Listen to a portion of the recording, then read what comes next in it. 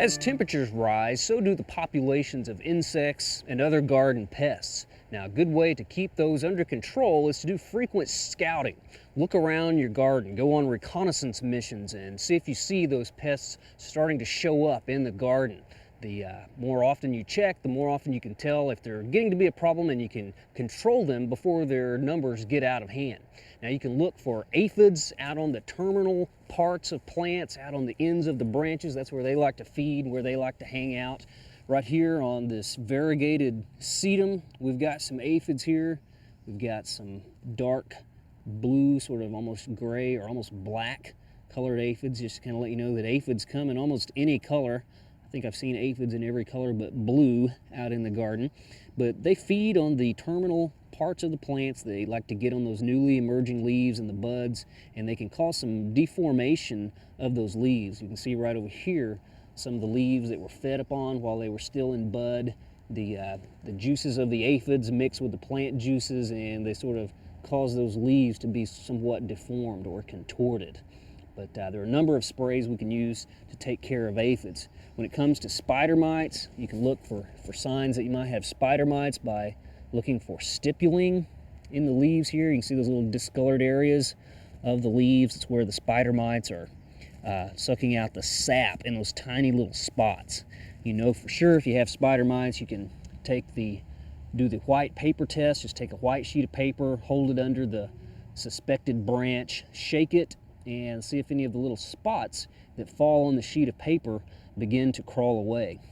Well, as the catalpa trees begin to bloom in Oklahoma, that usually coincides with the hatching out of bagworm eggs. And the bagworms, of course, are these little worms that form the little purse-like bag on our junipers or arborvitaes and a few other species of plants. This one was formed last year, so it's empty.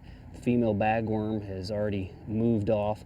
But those will be hatching out soon, the eggs, and we'll start to see these little bags form on these plants. They'll be small at first, and they'll get larger and larger. If you only have a few, you can remove them by hand, but if you have a high population, you can treat them with a biological pesticide of BT. Now that we've got some pretty warm weather, we can think about establishing warm season lawns. We can do Bermuda from seed, or we can do Bermuda, zoysia, or buffalo grass from sod, plugs, or sprigs. Now, when it comes to establishing cool season lawns like fescue, bluegrass, or perennial rye, those are best started in the fall from seed. If we seeded those cool season grasses right now, they just wouldn't have enough time to develop a good root system before the hot weather and the dry weather of summer arrives. Now, when it comes to mowing the height of our lawns or our turf grasses, a good height for Bermuda is 1 1/2 inches. A good height for fescue is 2 inches. And if you have buffalo grass, you can mow that at 3 inches or even a little higher. For those of you interested in growing pecans, the month of May is usually the time of the year when the bark begins to slip or easily separates. And that is a time we can do some grafting on our pecan trees. If you're interested in grafting, we have several nice fact sheets on pecan grafting available through the Cooperative Extension Service here at OSU. You can pick these up at your local county extension office, or you can access them online at oklahomagardening.okstate.edu. But they're just a wonderful resource, lots of graphics and illustrations to take you through the process. A lot of times gardeners ask me what's something they can do in their gardens to cut down on maintenance. And one of the most effective things you can do is to mulch. If you apply a mulch, the mulch will go a long way towards suppressing weed growth in the garden. If you have it down thick enough, I recommend at least a 3-inch deep layer of mulch around your plants. Don't pile the mulch up against the plants, but make sure you got a good cover on the ground. Mulches will keep those weeds down. They'll also help conserve moisture. They'll keep the ground from drying out as quick, so you don't have to water as often.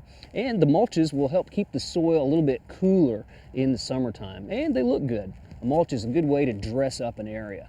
Well, here to help us out with a few more tips for the month of May, our studio garden manager, Laura Payne, and consumer horticulturist, David Hillock. As you start harvesting your asparagus, you may start to notice that the spears will get smaller and smaller throughout the season.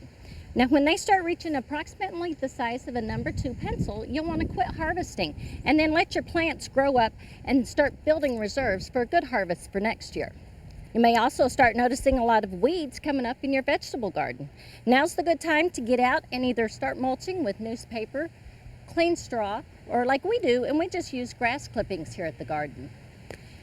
And also, don't forget, as we get busy in the garden, you really want to keep that compost bin flipped. That way you'll have plenty of organic matter for later on in the season.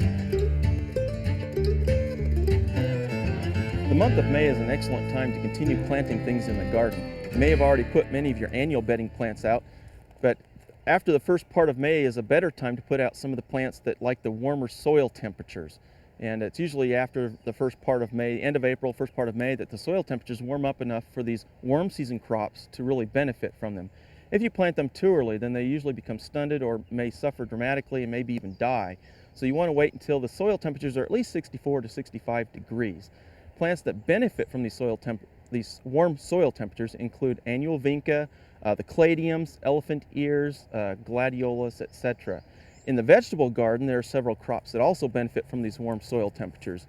Those are the melons, the watermelon, cantaloupe, also eggplant, okra, etc. These are warm season crops and really benefit well from those warm soil temperatures. Now, you can also continue planting other plants in the garden, such as any of your containerized plants that you can buy at the nursery or the garden center, your trees and shrubs, perennials, also ornamental grasses can be planted still through the month of May, and this will give them some time to hopefully establish themselves pretty well before the warmer temperatures hit this summer. Now, some of your bedding plants are foliage plants, such as the coleus, copperleaf plant, and alternanthera. These are grown for their foliage and not for their flowers. And in order to keep them nice and neat, compact, you would come in and you would pinch off the growing tips. Just pinch out the tips back to one of the other nodes or leaf joints, and this will help make the plant a little bit bushier, keep it nice and compact.